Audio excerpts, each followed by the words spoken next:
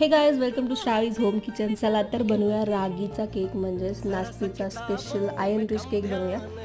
तर सर्वात आधी मी इथे काय घेतलेलं आहे ना, एका छानशा बाउलमध्ये दूध गरम करून घेतलेलं आहे. त्यानंतर एक वाटी गूळ टाकायचं त्याच्यामध्ये.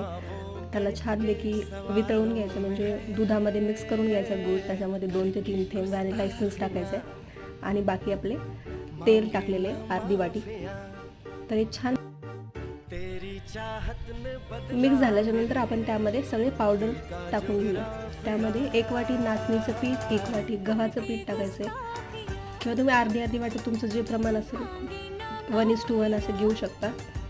त्यानंतर त्यामध्ये बेकिंग पावडर, बेकिंग सोडा 1/2 टीस्पून आणि थोडंसं मीठ टाकायचं, किंचित 2 चमचे कोको पावडर टाकायचं.